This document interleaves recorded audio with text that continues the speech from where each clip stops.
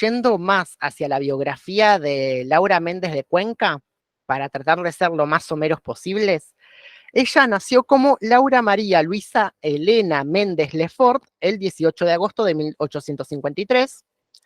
En 1872 ella empieza a estudiar tanto en el Conservatorio de Música y en la Escuela de Artes y Oficios para mujeres de la Ciudad de México. En ese marco conoce a su primer gran amor, entre comillas, que es Manuel Acuña, con quien ella va a tener un romance que no se termina materializando en matrimonio, y sin embargo Acuña muere, se suicida en diciembre de 1873, y este episodio va a ser muy interesante para la historiografía de Laura Méndez de Cuenca. Años más tarde se casa, contrae matrimonio con Agustín Cuenca, con un periodista e impulsor del modernismo en el ámbito cultural mexicano, con quien tiene unos 7 hijos, de los cuales sobreviven 2, Horacio y Alicia. Los hijos restantes no superan la infancia porque fallecen debido a enfermedades, y quiero referir este macrocontexto también porque algo que va a ser muy insistente en la narrativa de Laura Méndez de Cuenca y en las crónicas incluso, porque ella no solamente escribió poesía o narrativa, sino crónicas de viajes y ensayos, algo muy insistente para ella, tanto como artista y como educadora, es la cuestión de la higiene, que eso es algo que en algún punto se va a cristalizar en la venta del Chivo Prieto y de otros cuentos, la idea de la presencia de la enfermedad, la presencia de lo vil.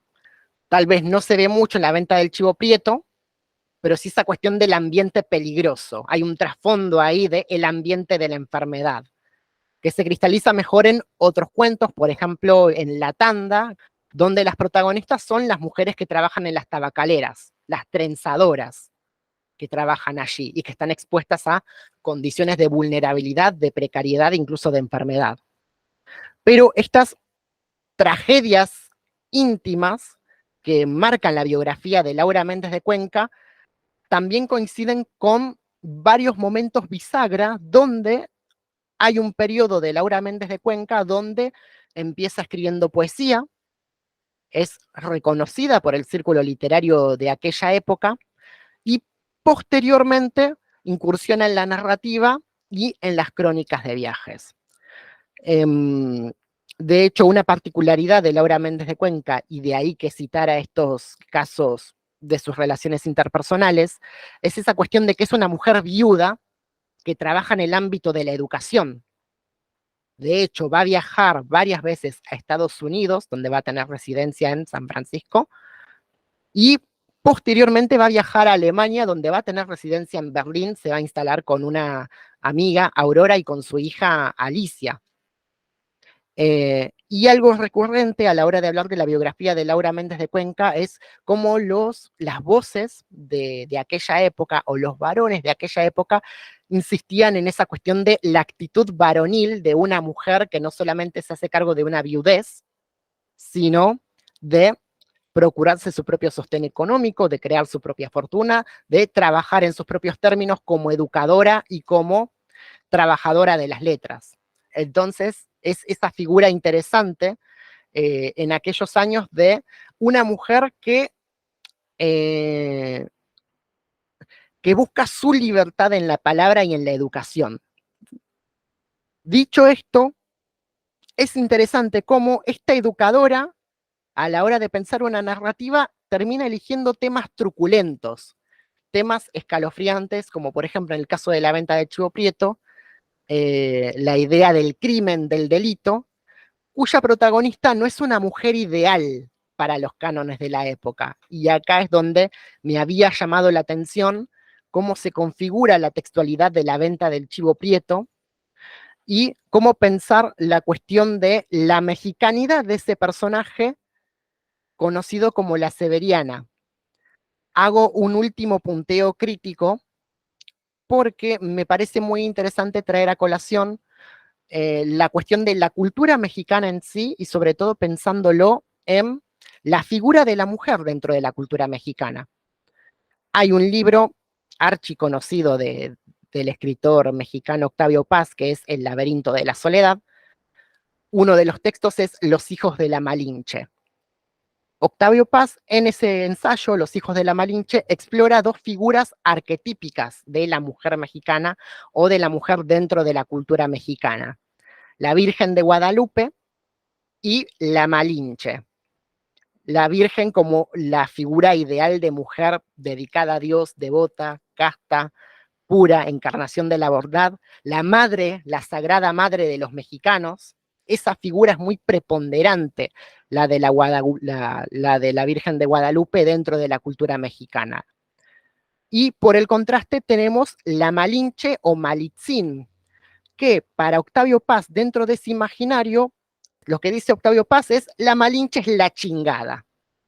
De ahí la expresión, toda esa serie de expresiones lingüísticas dentro del albur mexicano, ¿no? Ser hijo de la chingada o mandar a chingar, todas esas partículas lingüísticas remiten a la figura de la Malinche, la gran chingada, que no es solamente una mujer que se dejó abusar, es una mujer traidora. No es lo mismo, perdón la expresión, acá decir sos un hijo de puta, que en México decir sos un hijo de la chingada. Decir que sos un hijo de la chingada, una hija de la chingada, implica dentro de ese imaginario mexicano una doble traición, ¿no? No solamente sos un hijo de ella, de la execrable, sino que estás, por así decirlo, históricamente maldito.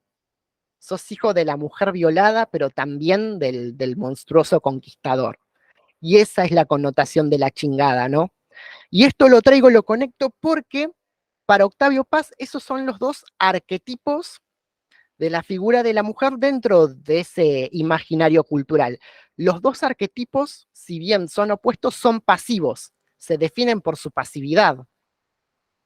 Ahí está la figura de la Virgen de Guadalupe, cuya bondad está definida por su devoción a Dios, y está la figura de la Malinche, cuya pasividad es execrable porque es alguien que no pone resistencia a lo extranjero. Y me pareció muy interesante empezar por allí, por esta cuestión de la mujer dentro del imaginario, dentro de ese imaginario conservador y patriarcal mexicano, porque la protagonista del cuento de Laura Méndez de Cuenca no entraría en ninguna de esas dos definiciones, y de hecho es un personaje muy activo para la época, escrito por una mujer muy activa para la época. Es interesante cómo la Severiana termina robando protagonismo en una narrativa que se marca no por las virtudes precisamente, sino por el crimen, el delito, los desplazamientos morales y territoriales. Y quiero recuperar algo que dijo una de las participantes, Raquel, respecto a el texto anterior, que me lo comentó por privado, que es esa cosa de el hombre que parecía un caballo no es solamente una lectura de la homosexualidad, sino también desde su lectura una imagen de las emociones contrapuestas de la humanidad. Y algo de eso hay en la Severiana, algo de eso hay en la narrativa. Primero por una cuestión identitaria. La Severiana es una gachupina. No sé si tenían visto el término, pero el gachupín es el español que reside en México específicamente. Es una manera peyorativa de decirle, así como por ahí nosotros en Argentina decimos al español gallego, aunque no sea de Galicia, en México existía ese término gachupín, gachupina.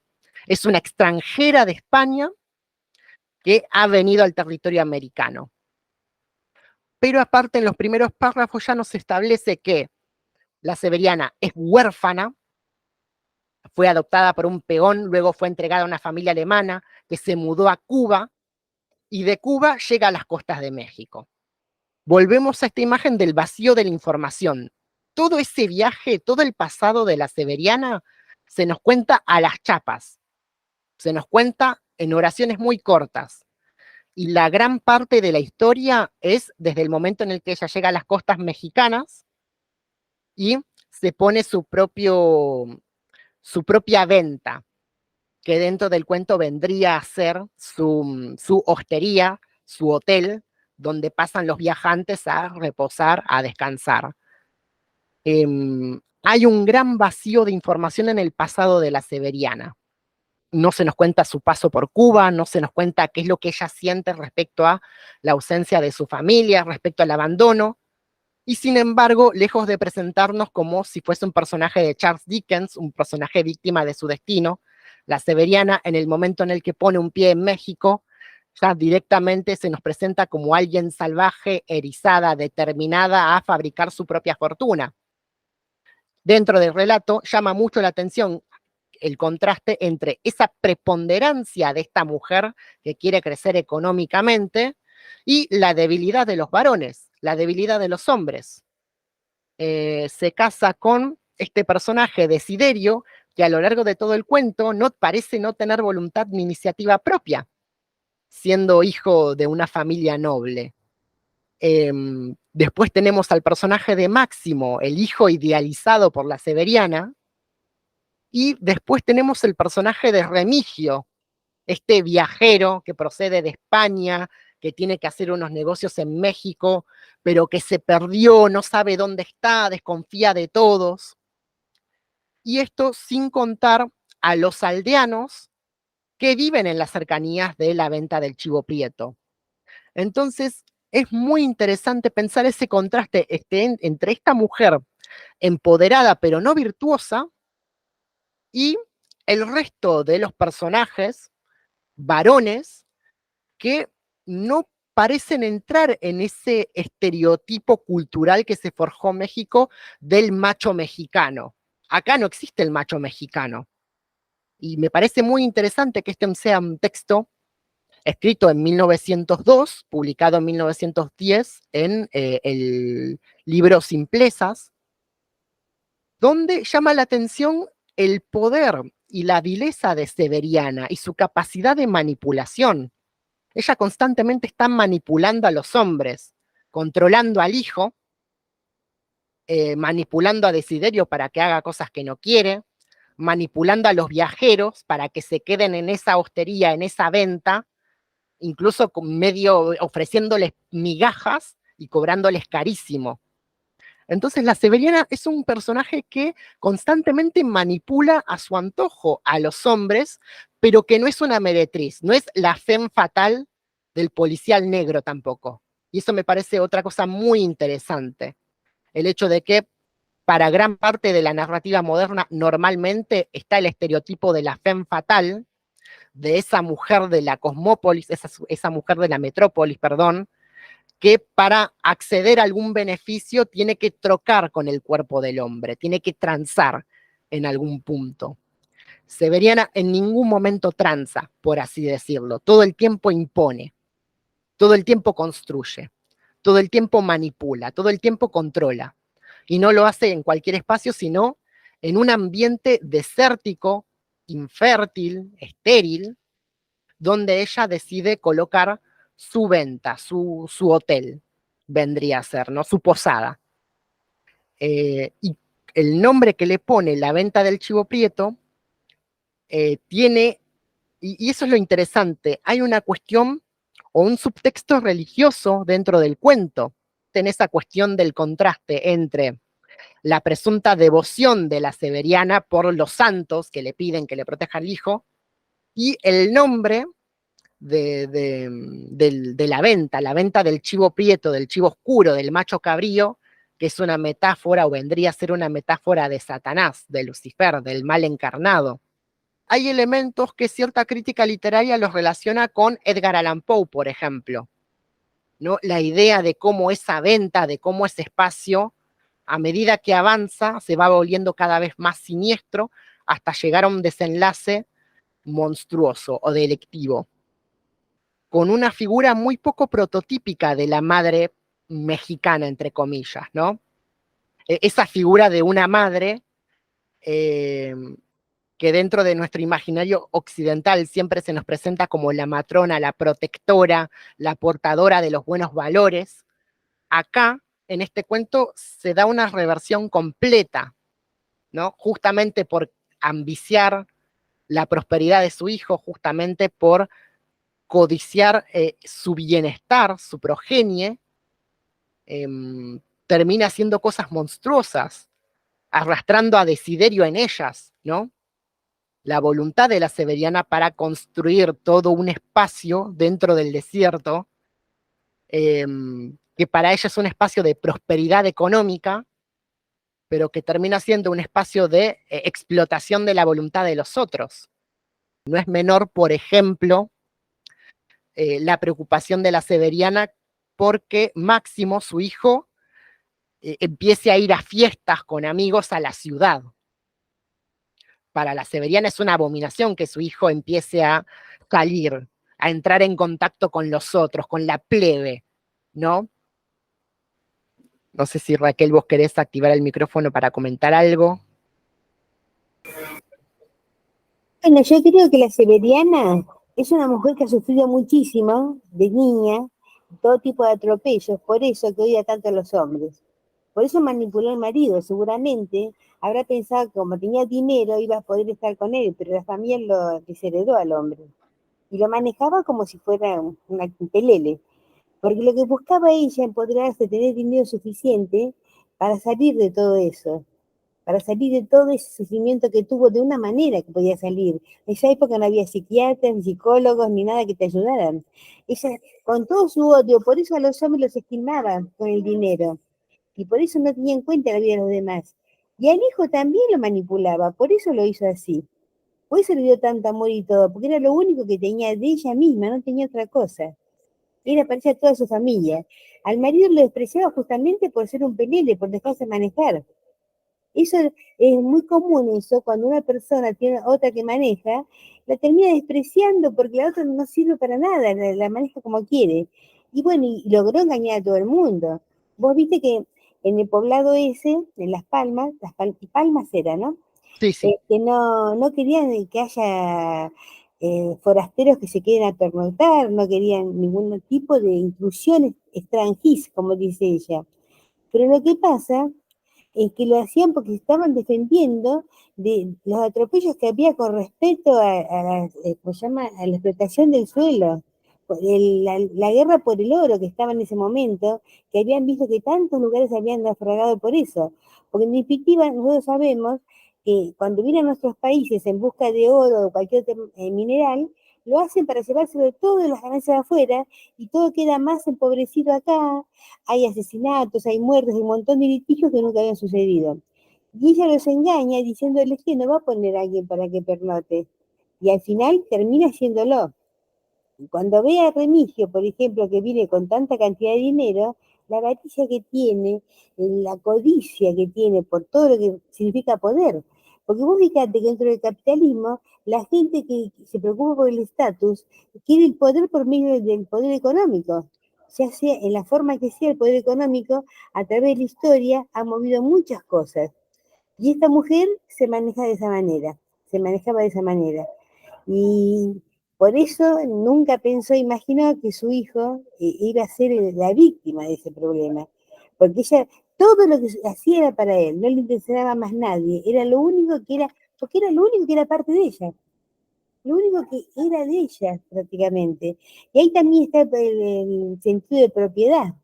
Y bueno, esta autora me maravilló, aparte el final está buenísimo, porque en esa época, bueno, también que había muchas revoluciones en esa época también, ¿eh? Por eso ya pudo estudiar, siendo familia acomodada, lo que sea, pudo estudiar más que en otras épocas.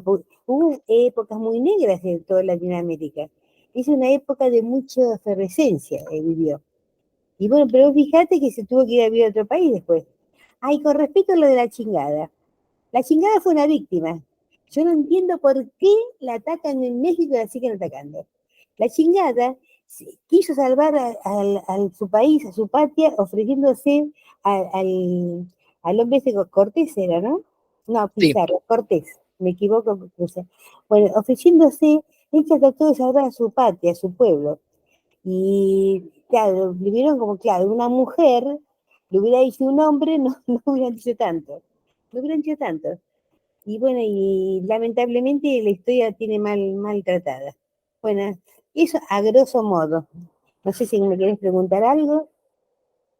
No, creo que con eso es suficiente, Raquel. Agradezco tu intervención y eso me permite, lo que dijiste, relevar un par de cosas. Primero, em, actualmente se está dando una relectura, de hecho, se le ha contestado a Octavio Paz. Hay un texto de Margot Glantz, de una crítica mexicana, que se llama Las hijas de la Malinche, que ella cuestiona lo que dijo Octavio Paz en el sentido de, no, reivindiquemos la figura de la Malinche y empecemos a pensar a las mujeres mexicanas, a las escritoras mexicanas, desde ese malinchismo, desde la mujer que toma la palabra. Si se quedaron con ganas de leer más México, hay un cuento de Elena Garro que se llama La culpa es de los tlaxcaltecas, así después se los estaré pasando también, que es un cuento muy hermoso, así que La culpa es de los tlaxcaltecas un poquito le hace un guiño a, bueno, la mujer indígena en el contexto de la conquista y el exterminio de los pueblos originarios ante el avance europeo. Eso por un lado. Por el otro, otra cosa que dijo Raquel que me parece interesante recuperar es el estado político y social de México. Hay un momento del cuento de la venta del chivo prieto donde se dice que la Severiana mató, que mató franceses durante la guerra de la intervención.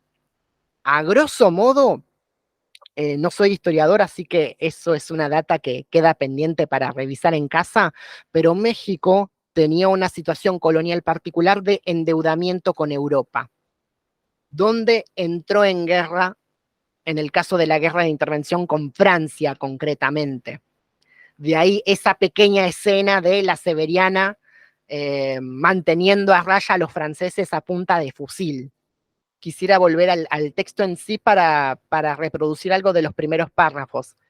Empieza de una manera muy rara, entre comillas, en el sentido de que no nos presenta a la Severiana de entrada. Nos presenta a alguien que está escribiendo algo, que ya nos anticipa que es una historia sorprendente. Los primeros párrafos dicen así, de la venta del chivo prieto. Ninguno que lea lo sucedido que voy a referir podrá poner en duda su veracidad. Para inventarlo sería menester haber sido engendrado pantera y nacido hombre por verdadero capricho de la suerte. Ahora mismo, al trazar estas líneas, siento el doloroso estremecimiento del verdugo al ensayar el nudo corredizo la víspera de una ejecución. ¿Por qué pues las escribo? Porque como no se trata de componer una novela, sino de narrar un hecho, y no falta quien diga que decir la verdad es el mejor medio de contribuir a hacer el bien, quiero yo prestar mi contingente al servicio común, y así me lo tome Dios en cuenta, cuando me ajuste las que pendientes tenemos a la hora de estacar la salea. Es solo un recuerdo, pero ¿qué de tragedias no desfilan en un minuto por la angosta faja de una frente que recuerda? Porque de una manera muy sutil nos remite a la figura del patíbulo, ¿no? A la figura de lo criminal, del castigo, cuando dice siento el doloroso estremecimiento del verdugo. Que uno lee esas líneas y dice, bueno, pero ¿qué me va a contar este tipo? ¿O qué me va a contar la voz del narrador?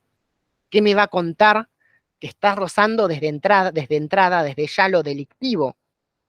Y cómo poco a poco nos va revelando el cuento la identidad de quienes participarían de esa cuestión ilícita, donde el espacio del terror en algún punto, o el espacio de lo delictivo, no es la ciudad, no es la metrópolis, como en los cuentos de Poe, pienso en Los crímenes de la calle Morgue, por ejemplo, sino el espacio del desierto, el espacio de lo inhabitado, el espacio donde allá también se pueden cometer abusos, allá también se puede abusar e ir más allá de la ley. Pero el cuento nos transmite una sensación general de que, sin importar dónde esté la Severiana, no hay ley posible o no hay ley vigente. No hay un estado de derecho para ninguno de los sujetos que participan de esas interacciones, de todo lo que pasa en la venta del chivo prieto. Hay una sensación general donde uno, en la relectura, siente que los personajes están a la vera de Dios, prácticamente, o en el caso de la venta del chivo prieto, a la vera del diablo, en su sentido más literal.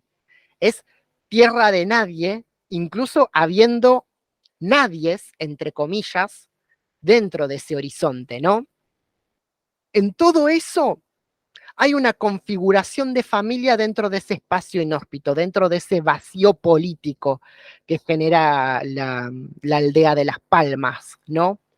La unidad familiar está en crisis y la única manera de continuarla es a partir del ejercicio de la violencia. Una violencia que le trae riqueza, una violencia que le trae fortuna. Hay momentos donde el texto no se sabe qué es. ¿En qué sentido? Al principio uno lee y dice, bueno, esto es una confesión. Luego en el tercer párrafo dice la palabra recuerdo. Bueno, este es un recuerdo. Bien. Y más adelante, la propia voz que está escribiendo, que está trazando líneas, dice una expresión que es la sebe de mi cuento. Más adelante, cuando dice se establecieron en Cuba, el narrador dice, cuando la resaca deja sobre las costas del Golfo de México los organismos podridos en que abunda, muchas severianas desembarcan en Veracruz, muchas vergüenzas nos encienden las mejillas, mucho lodo nos salpica. La insistencia de la suciedad, recuerden esto, lo sucio que está en las orillas, que está en el puerto. En una de esas marejadas, la sebe de mi cuento, como la llamaban familiarmente en el lugar, quedó arrojada en las arenas de nuestro primer puerto, en días aciagos para la nación. Fue en tiempo de la guerra con los americanos. Y yo me quedé con esa expresión de la sebe de mi cuento, que cuando yo lo leí la primera vez a esta novela corta, se la considera, yo digo, esto lo leí de alguna parte, esa expresión, la sebe de mi cuento. Y es una estrategia que, por ejemplo, va a utilizar Borges en el cuento La muerte y la brújula. Al sur de la ciudad de mi cuento, papá. El propio texto te va diciendo que es un cuento, es una ficción. Cuando hace unos párrafos te dijo que era una confesión, un relato, el propio texto es inestable. El propio texto va encubriendo su calidad de ficción o de verdad. Entonces, ¿cuál es la verdad que importa detrás del texto? ¿La verdad moral o la verdad histórica de si existió una severiana o no? Y ese gesto que Laura Méndez de Cuenca hace en 1902 es algo que, ignoro si Borges la leyó, lo dudo mucho. Eso que se nos presentaba como el testimonio de la severiana, termina siendo un cuento, una ficción, pero una ficción que no deja de contar una verdad. Y hay pequeños momentos, pequeñas expresiones a lo largo del cuento que van tirando mucha más información de la que uno piensa. Y aparte es una escritura que al principio se piensa como, no digo criminal, pero sí confesional, en el sentido de dar testimonio de un crimen o dar testimonio de algo espantoso, pero mientras más avanza el cuento, se torna cada vez más poético.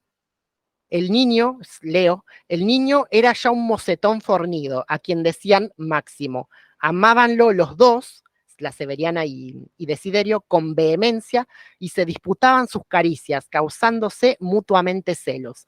Máximo era una cadena de flores enlazando dos fieras salvajes. El cuento tiene momentos de mucha poesía donde luego continúa narrando lo execrable, pero hay momentos de mucha poesía como este, donde dice, el hijo era una cadena de flores uniendo a estas dos bestias. ¿No? Cada vez que se habla del hijo, la lengua de Laura Méndez de Cuenca se vuelve más poética. O cada vez que muestra la devoción de la madre, se muestra más poética esa escritura, suponiendo que está escribiendo la misma persona que nos dijo, voy a contar una verdad. Por ejemplo, cuando dice, de los goces el más inofensivo es soñar, y a ese se entregaba con ardor la mercadela en ausencia de su hijo, soñaba verle rico, poderoso, ocupando alto puesto en la administración del país, siempre mimado, siempre venturoso, aunque célibe, porque eso no, la celosa madre no capitularía jamás con que le arrebatasen el amor de su Máximo. Acá la escritura es muy romántica. Acá hay momentos donde la escritura se vuelve romántica, y luego vuelve a la vileza de la severiana, vuelve a la manipulación. en el momento en el que la mercadela se despide de Máximo en una de las salidas, ella dice, que te cuides, niño, que no pesques un tabardillo ni te dejes desplumar en la ruleta. Mira cómo no te pillan la capa los rateros. Vamos, dame otro beso, chiquitín, y otro más.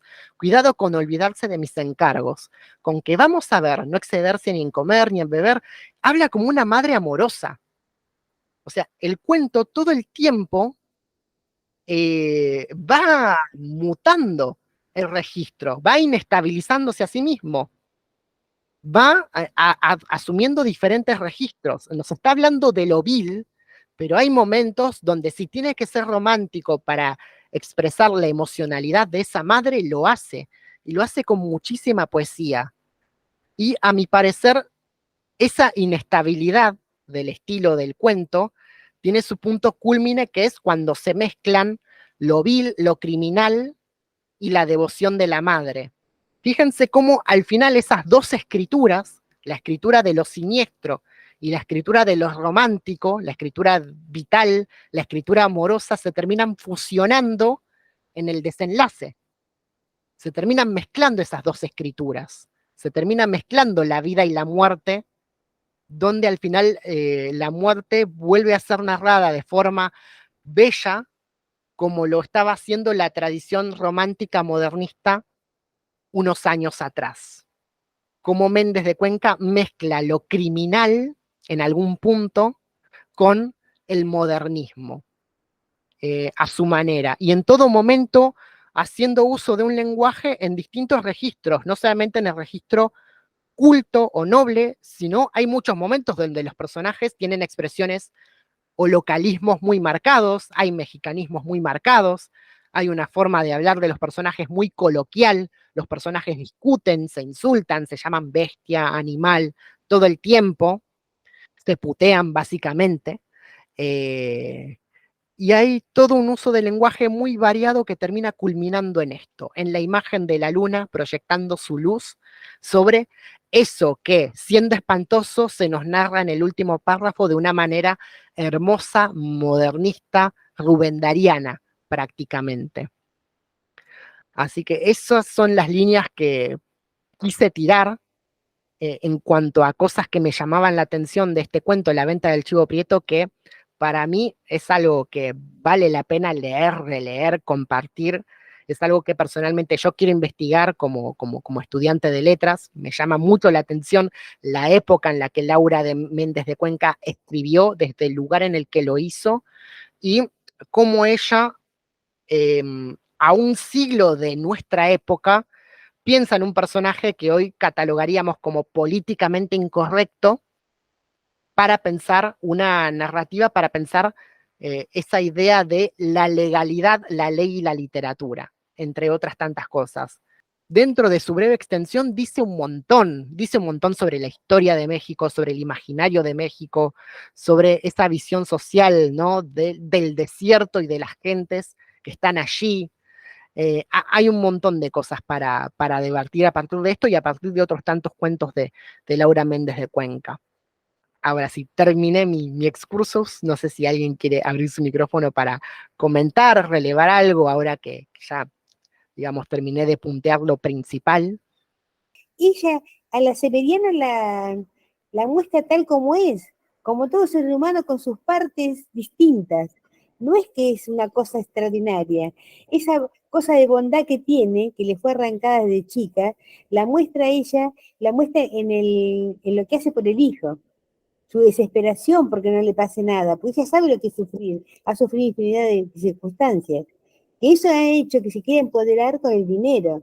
Es la única forma que una mujer en esa época, en las circunstancias, en lugares que vivía ella, podía llegar a algo, empoderarse con el dinero. Eso es lo único que le interesaba. Y también, aunque vos decís que no tiene el final, pues es re poético el final y es trágico también, por supuesto, pero deja una enseñanza, porque ella le pasó todo eso por la codicia, no es que no hay moraleja, la moraleja está dentro de, de toda la pequeña novela o el cuento, como quieras llamarlo. Es todo moralégico. Y te muestra un montón de situaciones de la gente también. Cómo toda la gente alrededor puede ser engañada por una usurera porque necesitaban dinero, necesitaban poder de alguna manera. todos estaban metidos en eso. Te dice cuando llegó a ese lugar que hizo, después terminó yendo tipo un hotel o hostería o algo así, ella estaba todo lleno de balas, todo roto por habían atacado a los americanos, y los hijos ni se ocuparon de eso. ¿Pero por qué no se ocuparon de eso? Se lo vendieron con muy poca plata porque le debían plata a ella.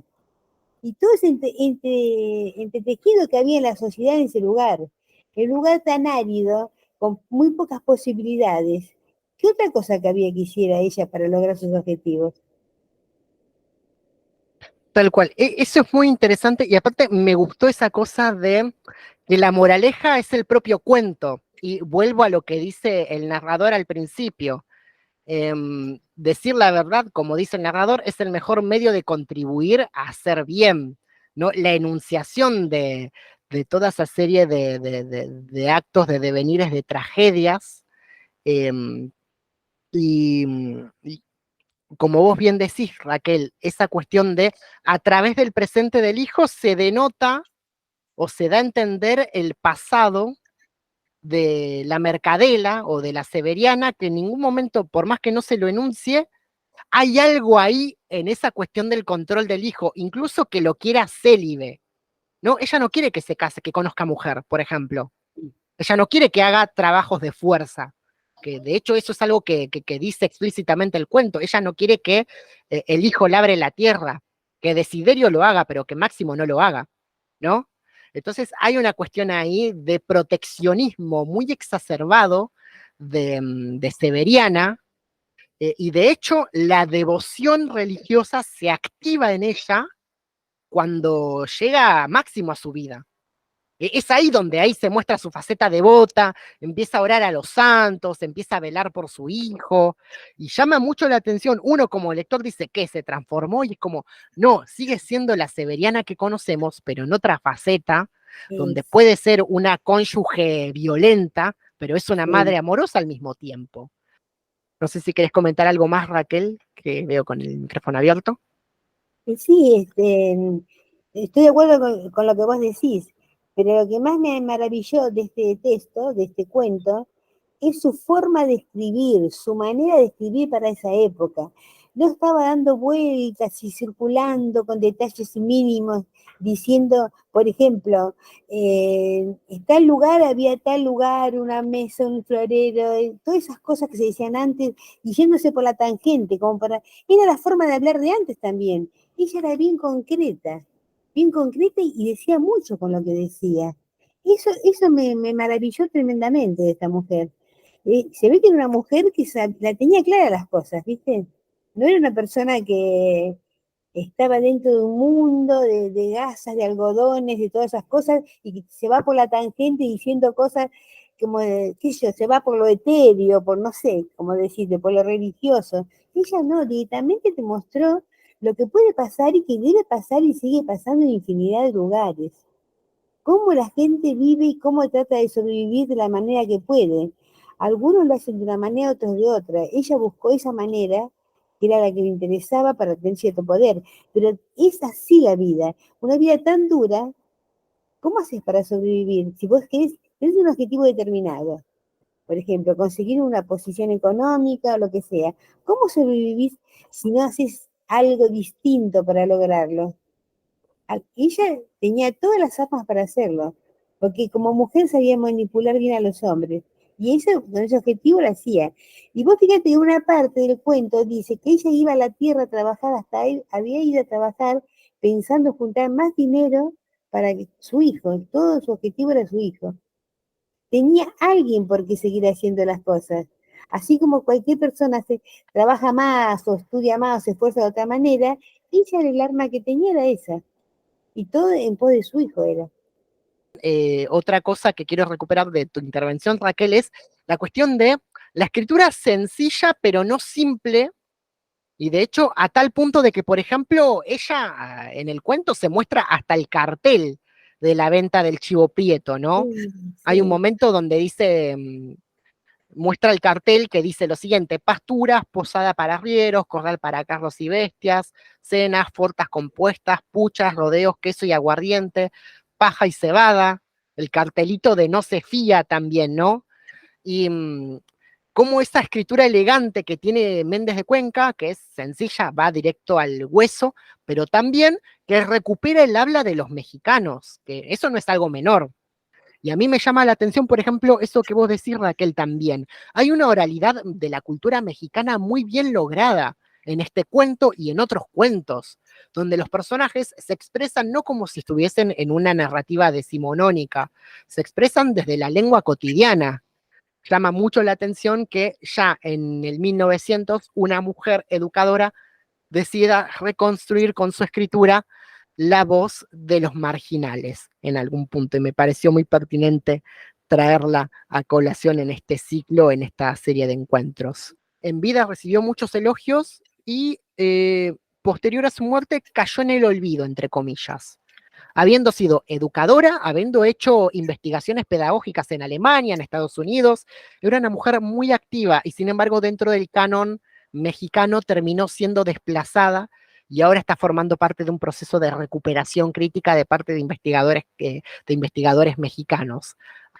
Así que nada, creo que con esto puedo darle un cierre a esta parte interesante de este encuentro que fue la obra de Méndez de Cuenca. Dicho esto, Méndez de Cuenca es una de las muchas marginales que yo estimo dentro de las narrativas que investigo, pero no va a ser la única. Y aprovecho ya estos últimos minutos para ir avisando que la próxima sesión, en el próximo encuentro, vamos a leer Un hombre muerto a puntapiés, de Pablo Palacio, pero entre tanto, ya con esto agradecerles la compañía el día de hoy, comunicarles eso también, que veremos si el cuarto encuentro se puede transmitir públicamente de manera abierta con la obra de Elena Aldunate, Juana y la cibernética, que también es otro cuento que les voy a pasar posteriormente, pero nada, dicho esto, gracias por compartir su domingo conmigo y gracias por formar parte de este encuentro.